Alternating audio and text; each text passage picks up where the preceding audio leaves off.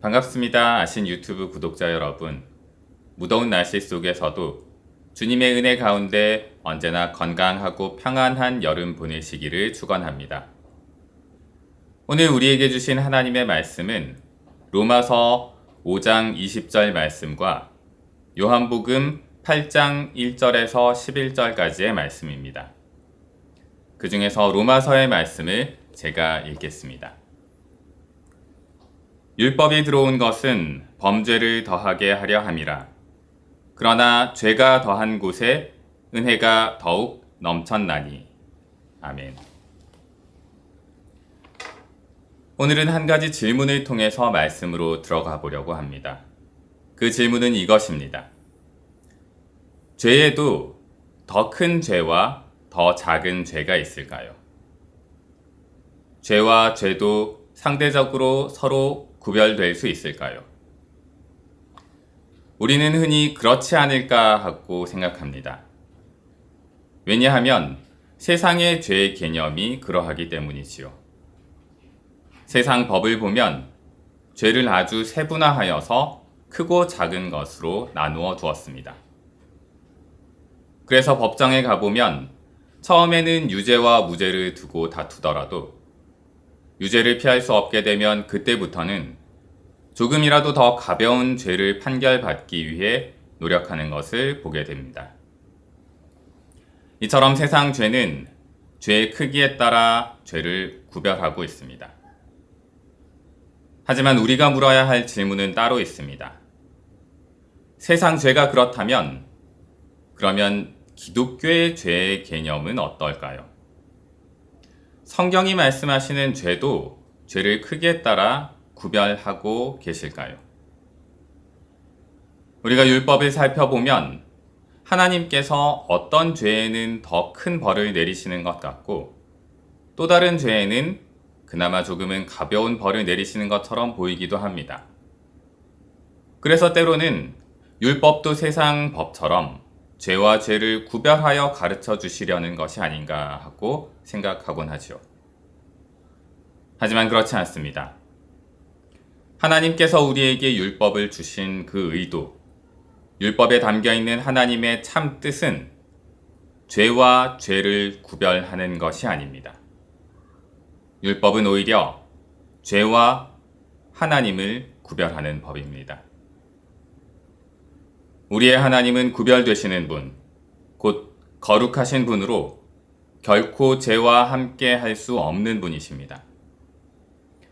왜냐하면 성서가 말씀하시는 죄란 결국 하나님과 우리의 관계가 멀어져 있다는 것, 창조주 하나님과 그의 피조물인 우리의 관계가 끊어지고 깨어졌다는 것을 죄라고 말씀하기 때문입니다. 이렇게 보자면 성서의 죄는 그것이 더 크고 작은지를 나누고 구별하는 일이 아무런 의미가 없다는 것을 알게 됩니다. 우리가 하나님으로부터 멀어져 있다는 그 사실, 생명의 근원이시며 존재의 근원이신 하나님으로부터 떨어져 나와 우리가 사망과 허무의 비참한 현실 속에 처해 있다는 그 사실이 중요한 것이지, 우리가 하나님으로부터 얼마나 더 멀리 혹은 덜 멀리 떨어져 있는지를 따지는 것은 우리에게 전혀 중요한 일이 아닙니다. 그러므로 율법은 우리에게 죄가 얼마나 두려운지를 가르쳐 주시는 말씀입니다. 죄가 우리를 얼마나 비참한 현실 속에 놓았는지, 그리고 우리 스스로의 힘과 능력으로는 그것을 전혀 극복할 방법이 없다는 것을 가르쳐 주시는 법입니다. 때문에 하나님께서 죄를 너무나도 미워하시고 우리가 죄에 빠졌을 때 그것을 얼마나 슬퍼하시는지를 가르쳐 주시는 것이지요. 바로 오늘 사도 바울이 로마서에서 말씀하신 것처럼 율법이 들어온 것은 범죄를 더하게 하려 함이라. 이 말씀이 담은 의미가 이것입니다. 그런데 그럼에도 불구하고 우리 모든 사람들은 언제나 그래도 죄를 더 크고 작은 것으로 구별하고 싶어하는 유혹에 빠지게 됩니다. 그 이유는 우리 모든 사람들의 마음속에는 자신의 의로움을 주장하고자 하는 인간의 본성이 담겨 있기 때문입니다. 사실 자기의 의로움을 주장한다는 것은 내가 무죄하고 결백하다는 것을 주장하는 것이 아닙니다.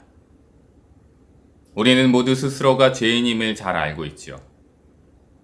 결국 자기 의를 주장함은 나는 죄인이지만 그래도 나는 작은 죄를 지은 작은 죄인이라는 것을 말합니다. 내 죄가 용서받을 만한 죄라는 것을 주장하는 것입니다.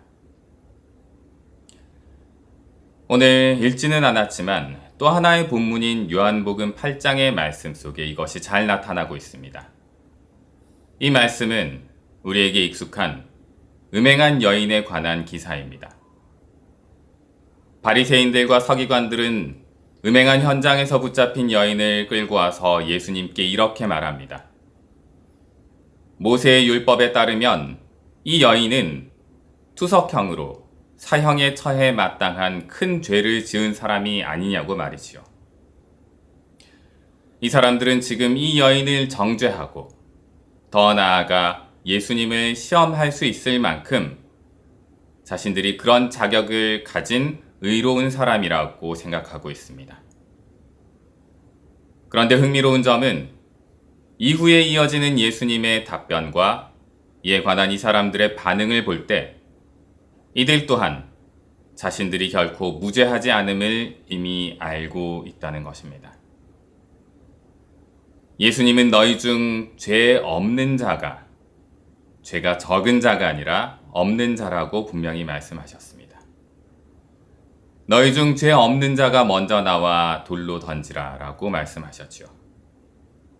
이 말씀을 들은 사람들은 어른으로부터 젊은이까지 그야말로 남녀노소 모든 사람들이 한결같이 양심의 가책을 받아 돌아갔다고 성경은 말씀합니다. 이 사람들도 자신이 의롭다 주장하면서도 스스로가 죄인임을 잘 알고 있었다는 뜻입니다.